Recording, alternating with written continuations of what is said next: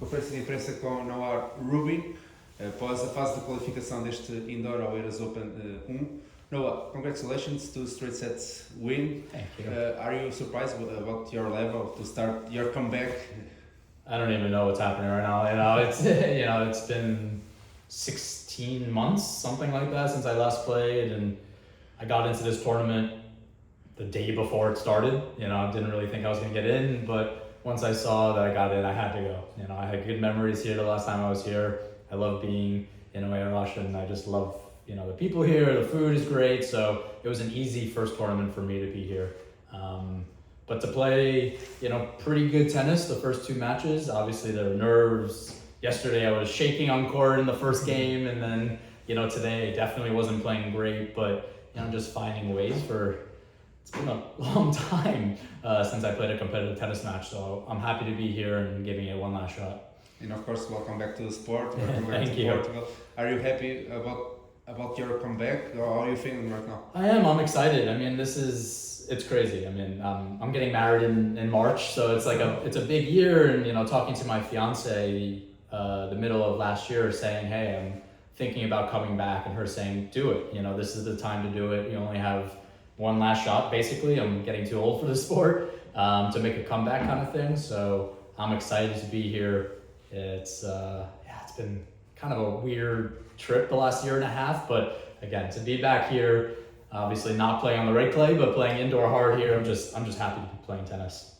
Yeah, can you talk a little bit about that? Because obviously you're playing tennis, then you switch to pickleball, now tennis again. Yeah, How was the process? I didn't quit tennis to play pickleball. I was tired of tennis. I needed a break, and one of my friends owns one of the pickleball teams, and he said, "You have to check this out." So I just wanted to get to know the sport a little bit and see what's, everybody was craving, pickleball. So I just wanted to know more about it. But after a few months, I found out it kind of wasn't for me, and they wanted a really long-term commitment. And at that point, when I was thinking about, some of the sponsors that I was talking to wanted to lock me up for 3 years. So that really put in my head, A, do I want to play pickleball? But B, do I really want to give up tennis forever? After 3 years, I'm 30. That's not really a time for me to come back to the sport in my head. So I was just like, not for me. Then I decided to stop in the pickleball, coached a little bit, did my behind the racket stuff that we're working on a documentary now that's coming out hopefully soon. And when I made that final decision to play, I got excited. Obviously I was watching a lot of my friends do well, always helps the motivation. But for me, I was coaching a lot of kids and looking at them and seeing what they were doing. I have like a new mentality now. I'm looking at tennis very differently, and I'm just excited to play. So whatever happens, happens. If it doesn't work out 6 months from now, I don't feel good, I stop. But for right now, I'm excited. But can you give us some feedback on this new sport that it's exploding, especially in America? Yeah, it's I think it's going to explode everywhere. The actual sport itself makes the recreational side, like the everyday person, it makes a lot of sense. I mean, it seems like pickleball is to the States like paddle is to Europe, maybe. But the difference is, like padel is very expensive. Like to build one, very expensive. To play, you have to be fairly athletic to play padel. I love padel almost more than anything. It's so much fun. But pickleball, like we put lines down in this room, we could play pickleball here. That's kind of what it is. The idea is that anybody can play it. You can play it anywhere. It's easy to pick up. And that's why, if we played it right now, it would be so much fun. But professionally, and I've spoken about this before, there's a little confusion of how they're doing it. Sometimes they're following tennis. They're trying to piggyback off of what they're doing in a way, and they shouldn't follow tennis at all. They should make it, way more crowd friendly, way more exciting, drinking. And I think I've seen it in some of their competitions and events. But yeah, when I looked at it, just wasn't for me. It just, just understanding a tournament is 1 day long. There was a lot of interesting things that I was looking at, and they really want doubles to succeed. And doubles pickleball is on TV, very, very boring. It's tough to watch. Like padel, enjoy it. Like I'll watch padel and I'll be like, okay, this is interesting. But pickleball with the dinking, which is where they're very close to the kitchen and the net, and they just go back and forth over and over, and it's just like, I don't think this is what's going to get a crowd going on TV, at least. In person, it's a little bit different, but I don't know how they're going to make their money. And the sport changes every single day. You have people at the top, these billionaires that are kind of fighting each other, and they work together and they don't work together. And so when I was kind of going through it, I was like, A, I don't know if I love professional pickleball that much, and B, am I ready and willing to give up tennis for good competitive tennis? And yeah, it was interesting. But that recreation part that you are saying, is that something that you spoke to us like 1 year ago, that tennis is missing? Am I right? 100%. Yeah, I mean, I do think that pickleball, I think once universities pick it up, Olympics, I have a feeling, is going to probably pick it up in the next 5-10 years. I think it's going to be all over Europe as well. It's just, I know people that sat in their couch for 10 years, and the first thing they ever did, not go to the gym, not run outside, they played pickleball for the first thing. And they just love it, and it's easy to play. So it makes sense why the recreational side is very exciting. Tennis needs more of that. It's just that accessibility for fans to be a part of it, to want to play, to want to be a part of it professionally, and that's what pickleball is doing pretty well. I just want a little bit better product as on the professional side, but yeah, tennis can learn a lot from the recreational.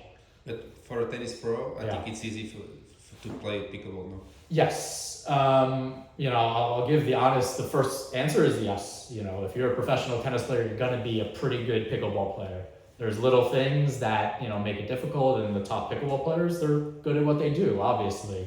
But most of them are tennis players to begin with, so obviously professional tennis players would be pretty good.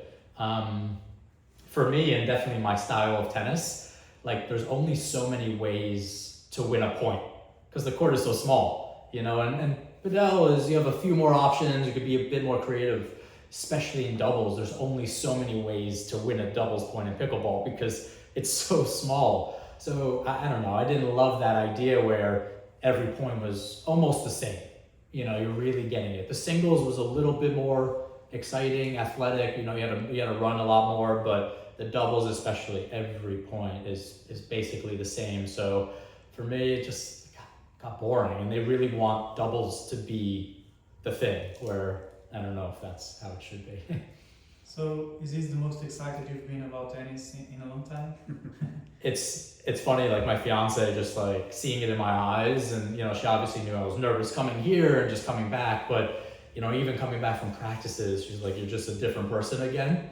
And it's, even if I don't succeed, even if I don't get, top 50 is my goal. That's always been my goal in my head.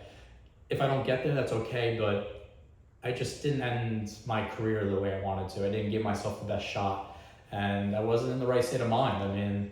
The last time I was here, I actually played okay at this tournament, but prior to that and kind of post, I just wasn't feeling good. So getting on the court, even today, feeling nervous, not playing my best, that anxiety, I almost missed that intensity and fighting through the match, and then coming off the court and nothing else matters. You won your match today, it doesn't matter what happens, like the world stops. Yeah, it's like, and nothing against this tournament, but that match really doesn't mean anything. I didn't get money or points really, but for me, it's just that feeling, and you can't get it anywhere else, and that's what tennis players are addicted to.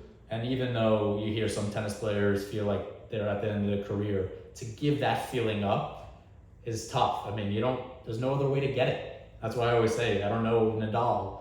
I don't know what he's gonna do after his career is done. He can't just sail around, he can't do that. His mind's gonna go crazy. So, you need that feeling a little bit. Sometimes you have to get away from something to miss that one. 100%. Did I need that much time? Maybe. Maybe I did need a year and a half, because I know players that, either they use the injury as an excuse, but that's not really taking time off. And I don't think that 4 months is enough. I think I need to have a different life for a while. And guess what? I found out it's not that bad. I was coaching a little bit, we're working on behind the racket, I have all these other things, and I liked being home. My family, my friends, seeing them was amazing, but I still knew in my heart, I had a piece of me still on the tennis court. I still needed to play and compete and see what I can do. I just believe I have too much ability to let it go. And again, if it doesn't work, it doesn't work, but have to be here. And even after all this time, you have some little help because you can use the PR. Yeah, I managed to get the think PR. about that and how do you see that? Yeah, it's another situation. Yeah, it was nice to get that obviously locked up. You know, if I had to start at a 15K, especially the US doesn't have as many tournaments now. This is the first time in a long time they don't have any men's events the first 2 weeks of the year. Okay. They usually have a 15K at least or a 25K, that 0. So I would have had to wait to play tournaments, maybe get a wild card. But this PR allows me to come back and at least, again, get into qualifying last minute, play some 25s and see if I can get my ranking back. But just need to play tennis. That's all I need to do. And how do you use that PR because you didn't have any injury? What was the official reason to use it? Mine was actually mental. Okay. Mental fatigue. Yeah. So I did. I mean, I gone either way with them. So I had my wrist that I fractured my scaphoid in 2016, and it came back at the Newport ATP. And honestly, I just didn't want to spend money on getting new X-rays and everything else. And when I was talking to my psychologist, I was talking to ATP, and I was telling them about my exhaustion and anxiety. They're like, you can kind of go this path if you want, and we don't have to talk about it. Obviously, yes. I'm talking about it. But, and I said, okay, yeah, I'm open to it. I've always been obviously a proponent of mental health. So I said, yeah, definitely open to that. I mean, I was not in a good place. I was exhausted. Again, I played well here, so it's tough. You guys saw me in a pretty good place, but I played the Future in Quinta del Lago the week before, and you should have. Anybody that watched me play there knows I was not mentally there. I was just really, really tired, and it got me to a place of depression, anxiety, and for something that I love so much, I didn't want to be anywhere near it. I didn't even want to hit anymore, not play matches. I just didn't even want to hit, which is my favorite thing to do. So needed to take time off. But yeah, I did not expect it to be a year and a half. Everyone needs a break, so it's Everybody needs a break. You talk about coaching. Where do you have coaches' lessons? Yeah, I did a few lessons, but I was actually working with some junior tennis players. Okay. So some were playing national tournaments in the US. They also played ITFs, and it was amazing. I guess I was a little bit arrogant, and some people said, "Oh, you're going to learn something." I was like, "What am I going to learn from a 14-year-old or a 15-year-old?" And like 4 days in, my eyes open. I was like, "Oh my God, this is crazy!" You just start. I don't know why. When I looked back at my old matches, it was not the same feeling. But when I was engaged, I was helping the junior. I was watching every match, practice. And then when I started seeing, you see the court differently, you started understanding things, and I was like, wow. And I almost got upset at him, but I was like, wait, I did the same thing when I was playing. I'm the idiot too. So just seeing that and kind of going through that, I mean, it was pretty interesting. I did about 5 months, and I cared so much about these juniors. One now got into a great university. The other one is a great player. He's just turned 15. He's playing really great ITFs and hoping to play the slam soon. So just kind of watching their careers unfold while I'm helping them is amazing. So it was tough to leave them, but how much I learned, how much it helped me, and then it also allowed me to kind of be in tennis without being in tennis. So it was fun. It's a door open for the future, I'm sure. Yeah, I always said, especially, I enjoy being home. I've traveled my whole life, and if I'm going to be away from home, it's going to be for me, and it's tough to be away from home for somebody else. So I don't know if I can justify that. And there's so many other, I live 15 minutes away from Columbia University. They have the top 10 in the country. They have a great team. I could see myself doing something like that. Obviously, I have dreams for behind the racket, so it's also that. So as much as I love helping these juniors out, the travel is tough. We missed a flight. It was like a 20-hour travel day. We're going to Guadalupe, and I'm like, I'm not even doing this for me, I'm doing this for a 15-year-old. So it was tough at times, but again, it was so much fun. It was a great experience, and I'm sure I'll do a little bit more of it in the future. And speaking about traveling in the tennis calendar, how was it for you to play on the last day of the year and also on the first day of the year? Yeah, I kind of... First time, or playing on a 31 and the first? I'm trying to think. In professional career,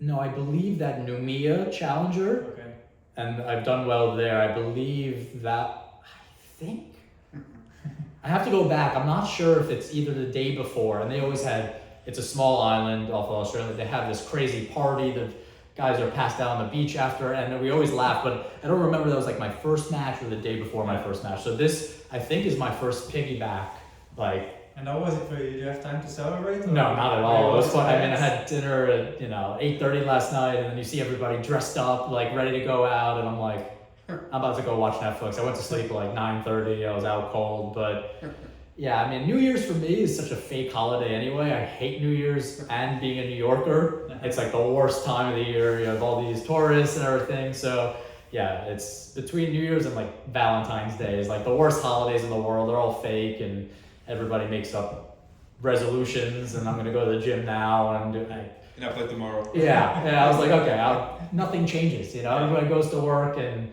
I did. But the only thing I will say in my head, I was like, I wanted these 2 matches. I really did. I wanted to start the new year off, especially after I won yesterday. I wanted to start the new year off on the right foot, but here we are in 2024. It's crazy. You've always been one of the most outspoken players on tour, and now there are talks about the new tour, the super tour, like maybe F1 with the slams and the Masters 1000. What have you heard? What do you think about it? Do you think it's the way? I've heard so many rumors at this point, and I'm pretty close with the PTPA and kind of hearing from them and some of the people involved. And yeah, I mean, I guess, we don't have enough time to go into this, and I want to eat lunch in the next hour. So, it's, for me, tennis right now is not succeeding still. And I think when you look at it on a grand scale, too many players are looking to make a living. I mean, when you look at tennis, it's too difficult for 1,000 players, 500 men, 500 women to make a living. Then, you talk about doubles. So many people are trying to get involved. But we're just kind of in this middle phase where we have little changes here and there, but trying not to make everybody upset. A couple of people, it's just, we have to make some real changes to see any financial boost in the sport. So, obviously, I think ATP and WTA think they have more power than they actually do. The slams is really what tennis is all about. I think there's a lot of different ways that tennis can go with the slams are going to be there. But I think if somebody came up and said, hey, we have this new schedule, it's a different funnel system to get into the slams, makes more sense, the players are excited about it, I think tennis could change overnight, potentially, if it has the right people behind it. But again, I mean, it just comes down to the fact that it's the same old stuff. I mean, you have 2 people playing on a single court. If you're trying to have 500 people playing across the world, 4 different tournaments at the same week, 40 weeks a year, it's impossible to follow. It's, the live stream didn't work this morning, but my family didn't watch me this morning. A couple woke up, one was asleep, and if my family's not watching me, nobody else is watching me. That's kind of how it is. So if we want to get fans involved, things have to change. Scheduling has to change. There's a reason that NFL has Monday Night Football. It's not Monday Day Football. You're not, people are working at 2 p.m. But that's about the elite. This is not exactly the elite, right? I'm sorry? You're talking about NFL. NFL is the elite, like the ATP Tour is the elite. Sure, but the NFL, I guess when people try to compare it, the NFL has 2,000 players. Mm-hmm. That's the problem. And that's why I'm trying to tell people, like, hey, we're comparing to team sports. Yes, the budgeting is off. If you make the first round of a Grand Slam qualifying, you should be making much more money, 100%. You should be making, if you lose first round of a Grand Slam qualifying, you should be making 50,000 US right off the bat. They have enough money for that. That should be 100%. But you compare it to a team sport and you say, hey, there's 1,500 NFL players that are making a minimum of $850,000 a year. I was like, you can't compare. Every team has 200 players. Yeah. So that's where I'm trying to tell, like, yeah, F1 does it interesting. You have, a team, but they race as individuals, but they race as a team. I think tennis can adopt kind of a little bit of that in a way, but again, people are not watching me play qualifying. And yeah, some people are excited because I was coming back, I had family, but that's not where the fans are going to be. So I think you need we've talked about this last year, it's a ground up approach to where fans want to follow. I mean, even pretty good American tennis fans don't know that there's tennis after the US Open. You know, it's things like this that they don't know about. They'll follow the swing. But then if I tell them that there's tournaments at the same time going on in Europe that count for the same thing, they're like, but the US Open, it doesn't matter. So it's just really difficult to follow. So I think we need way less tournaments. Season stops in September, stuff like that. But you know, I've gone into it before. Curious what the PTPA has in store. You know, they're really working hard. And then, you know, you still have, you know, Saudi. You know, you have UAE. They've had their hands in tennis for much longer than anybody, you know, really gives them credit for. You know, they have the money. Who knows? So, yeah. Maybe just to finish, you Yeah. talked about top 50. Yep. Are you ready for that climb, that challenge? No, probably not. You know, I mean, who's to say? I mean, I got to 125. You know, when I was playing that kind of level, you know, I actually think I have a different mentality, a better mentality now than before. And I think my tennis can get, you know, far exceed how I was playing there. But man, I don't think the level has changed necessarily. In some ways, I actually think tennis is dropping a little bit, you know, since I think kind of 5 years ago, maybe, but everybody's playing every week. Everybody wants it. They're traveling like crazy. So it's going to be ultra competitive kind of moving forward. And I just have to put myself out there. So we'll see how it goes. Thank you. Okay, thank you so much. Thank you.